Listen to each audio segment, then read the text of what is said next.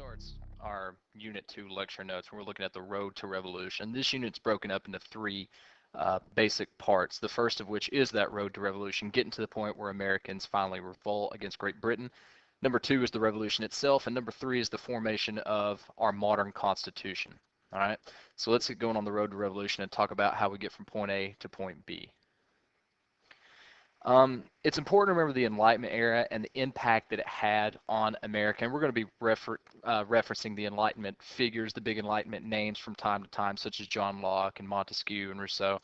Um, but the Enlightenment swept America much like it did Europe. The Salem witch trials, people began to question witchcraft. Even though that had happened, people were disillusioned with that fanaticism.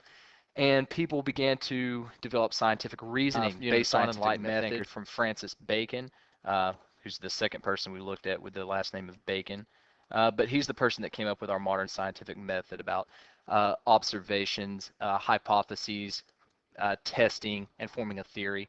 People began to look beyond the religious doctrine to answer big questions in life. They started to develop the sense that the world was not governed by miracles, but on these mathematical and physical laws that we know so well today, such as we don't assume that God keeps his pace to the earth. We know that the earth has a magnetic field and it attracts larger objects and it has its own gravity due to its mass. All right. These Enlightenment ideas are going to travel from Europe to America. Now, oddly enough, for all the fanaticism the Puritans had, one thing that they put an emphasis on was the ability to read, and that is so that people could read the Bible. This is going to sort of backfire when you look at Enlightenment thought, because this ability to read is going to cause people to look through these books and pamphlets of the Enlightenment era. So the ability to read actually causes the Enlightenment to spur in America. The Great Awakening also has an important integral part of this development towards the American Revolution. Like we looked at in class, America started to transform into a more of an individualistic society. And the Great Awakening is going to add a religious background to that individualism.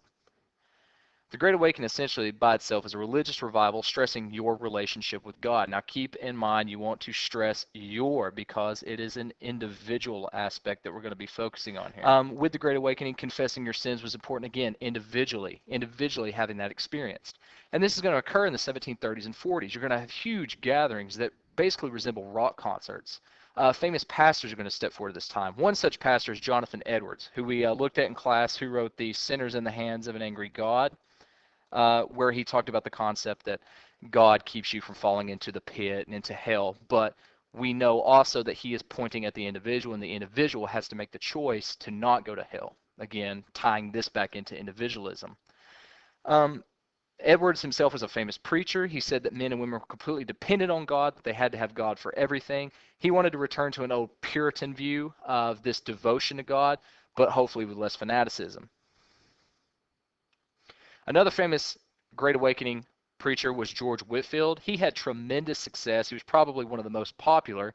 He was a former actor, which just kind of added to the terrific portrayals that he gave from the pulpit. And he is a major force in the Great Awakening, also a major force in the denomination. One thing that was not on the video, the actors that they had did not portray this at all, but Whitefield was actually cross-eyed. We also need to look at the British control and how that's going to impact individualism. King James II revoked the Massachusetts Charter, and when you do that, that means he makes the area a royal colony. It becomes under his direct control. Now, this could be a problem for many that felt themselves as individuals. They didn't want to be controlled by another force, but the king in Great Britain followed this policy of salutary neglect. Salutary neglect is basically where you relax your supervision of the colonies, and they allow the colonies to function on themselves. The king only focused on defense and trade, things that made money and protecting the colonists. But the colonies themselves started to govern themselves. Self-government arises in America. These people become important. They control their own destiny, and that is important because later when British comes back and tries to reevaluate the situation, try to implement taxation, the Americans are not going to like this. They've gone years of taking care of themselves and governing themselves, so obviously a new British governance is not going to sit well with them. Great Britain's also going to initiate the Navigation Acts, which we looked at in the last unit. This is basically where the British start to control the transport of all goods. Okay, all goods had to be shipped in a British ship. They had to come to a British ship. So you can imagine, because of these acts, you're going to see a rise in smuggling, which some of the founding fathers are actually going to be involved in as well. Americans made crops and gave them to Britons, the cash crop system, and then America would buy back these British manufactured goods. Now, obviously, Britain has a monopoly because of this on the American colonies. And you can see that doesn't really bode well when you're looking at individualism. We need to take this time to kind of look at Ben Franklin as well.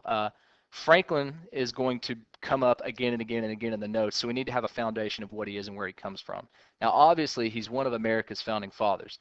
I mean, today he's on the $100 bill, so he had to have been important, right? But it's odd because Franklin himself was never a president.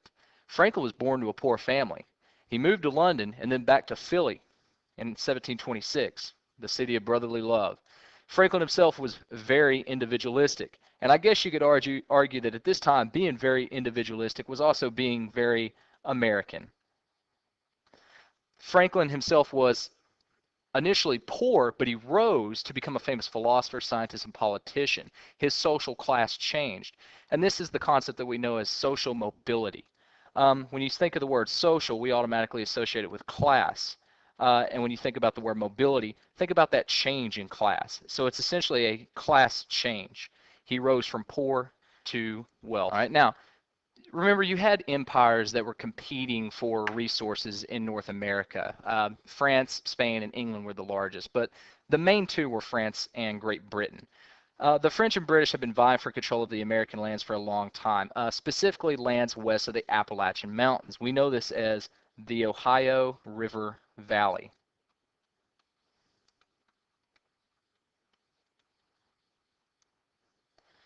And basically it's just the need to expand, the need to push the horizon and go through, Providence designed and to move forward and to take new lands and settle it and use the resources just as the system of mercantilism implies. All right, so here is where the competition is. Now, Franklin had at one time tried to bring up the idea of the colonies being able to work themselves and deal with their own defense and trade and such things as that, because remember, right now all of this is British controlled.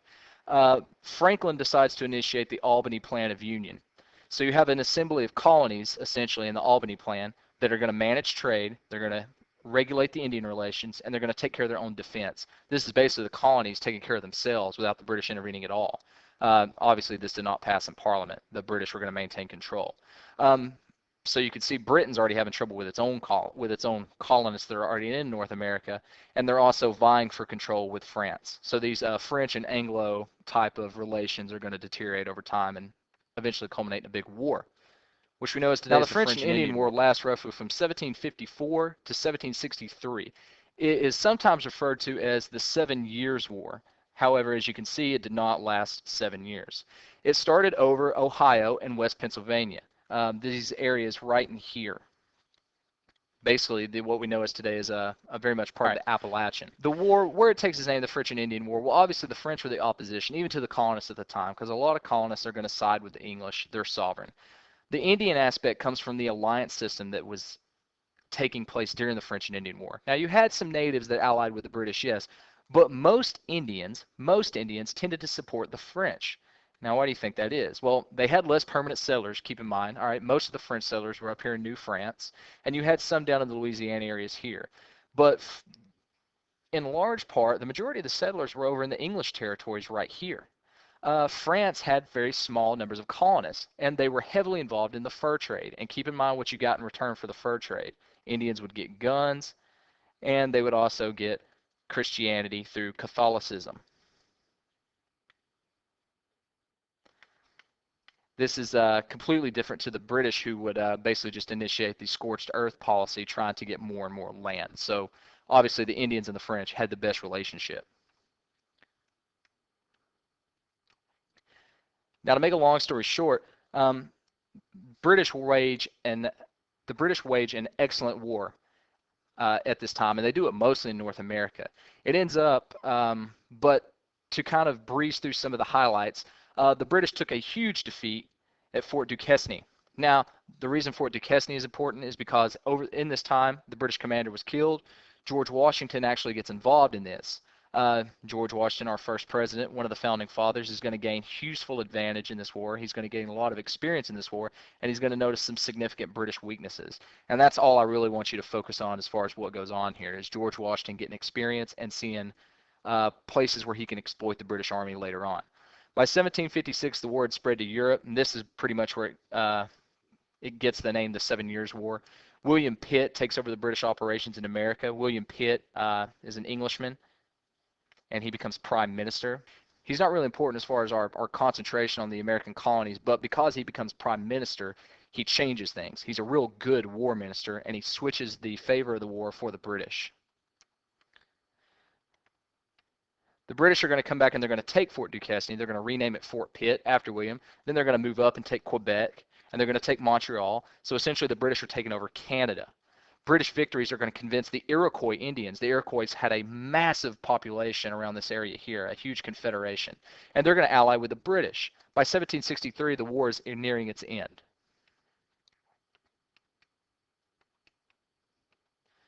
Finally, the conclusion of the war takes place in 1763 with the Treaty of Paris. Now keep in mind, the last battle does not end the war. The treaty ends the war. Britain claimed all lands east of the Mississippi and Florida except for New Orleans, a port way down here, which they allowed the French to keep. But look at this changeover. You know, used to the British were right here on the coast, and the French were up in this area here, and they were competing for control of this area. Now this entire red section here is all Great Britain, including Florida. Now the Indians are automatically going to realize that the British are harder to deal with, especially since a lot of the Indians had allied with the French during the war. So this is going to be a problem as time goes on. Some of these native relations are going to deteriorate into just open arms struggles. One notable one is Chief Pontiac's rebellion. Pontiac aligned with a lot of other tribes. We talked about this before when we looked at the Powhatan massacre and King Philip's War. Pontiac is going to seize numerous British forts. He's going to actually kill about 2,000 Englishmen at this time. It's pretty impressive for an Indian uprising. But his alliance begins to weaken. Eventually, this weakening alliance is going to force Pontiac to sign a peace treaty with the British. It's also notable in this in Chief Pontiac's rebellion that one of the tactics that the British used to defeat the Indians as they started to gain the upper hand was they used blankets that they had put on smallpox patients, and they traded them to the Indians. The Indians, again, they had no immunities to European diseases, so it would just spread through Indian camps like a massive plague. Now, the Proclamation of 1763 comes about because England now controls this vast area of land, and it's inhabited by Indians. Now you have a problem here.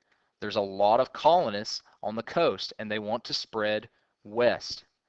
They want land, okay, but the English cannot help them. The reason is because it's expensive to build forts all in that countryside and to protect the colonists. The Proclamation of 1763 is actually initiated because it seems like a great idea to protect the colonists, to keep them from having conflicts with the Indians. But the colonists don't see it this way. Keep in mind, they're individualists. They want to spread. They want land. And what do?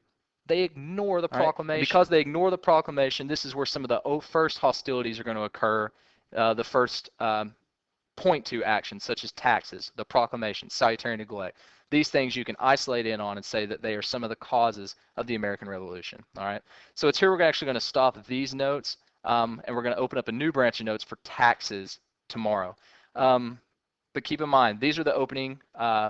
These are kind of the opening steps towards the American Revolution. This strong individualism, the deterioration of the Frank and Anglo relationships and those relationships with the natives. How does that affect the colonists? How do the colonists maintain individualism throughout that? Where does individualism pop up during this time? Okay, note figures like Ben Franklin, who is a great example of social mobility. And keep in mind that at the end of this at the end of this French and Indian War, the English won. They had more land, and they didn't want to give it all to the colonists. And the colonists, as individuals, were against this.